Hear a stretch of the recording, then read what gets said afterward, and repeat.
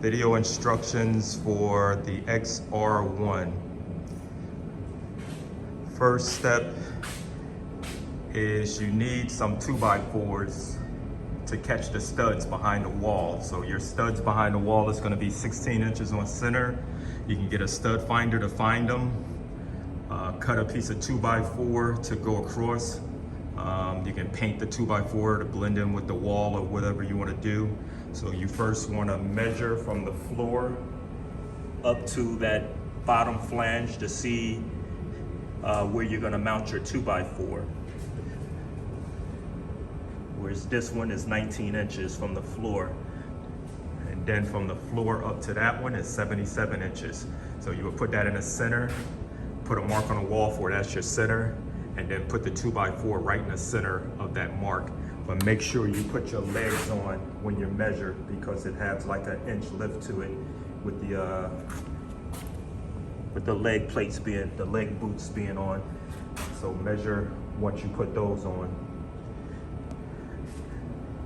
The instruction comes with lag bolts to mount into concrete, but if you have a stud wall, you would need to go out and buy lag bolts. That's not included with the set. Once you line it up against the wall, put a level on your machine and make sure it's leveled, and then mount it into the wall. The machine will come just as you see it. So it's very minimum instructions.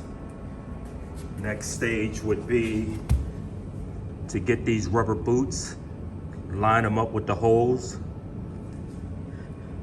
Then you're gonna place your weight plates on top of it. Once you place your weight plates on top of it, then with these two poles, you're gonna find one end has thread holes in it and the other one is empty. So the one with the thread holes is gonna go up towards the top. There's a hole on the top to put a screw down on top of it. Then you'll see your hole on the bottom. So put your weight plates on first, slide these 2 bars in, then get 2 screws that's included with the set and screw it down from the top to hold these into place. When installing a weight stack, make sure all the holes are in the front of the machine. This is the front of the machine. Make sure these plastic pieces are on top. There's a bottom and a top.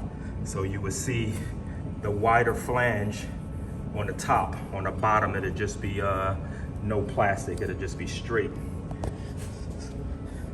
And the way we did it here is we kind of just make sure something to hold this up, but you can do it however you want to get it in, but to hold those up. Once you get all the weight stacks up, you may want to have somebody hold it so it don't fall over. Then to get the pole set, you're gonna take these 2 that's already pre-mounted, turn them sideways so you can slide these poles in, or unless you have high enough ceilings where you can just slide them straight in.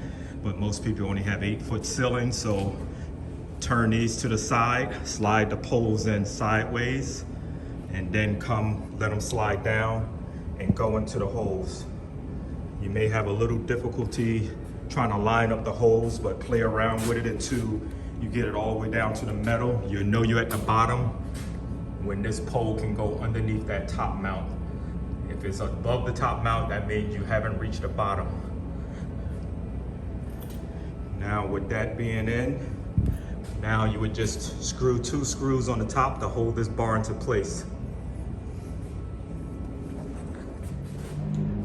Okay, this is what it looks like fully assembled. Put your weight plates, once your weight plates is on, this right here will be loose. Just unscrew this upwards until it hits the metal and tighten it up and make sure it's in that straight position and not moving around. Numbers, just put your numbers on as you would. Then these side panels, there's a right side up and upside down. So the ones with the cutout on the metal up top, that would be your top, of course. and then put them on the bottom, and then just screw your screws in on both ends. Then to make it smooth, get a little WD-40, shoot it on all the pulleys and the rods inside to have for a more smoother action. And that's it.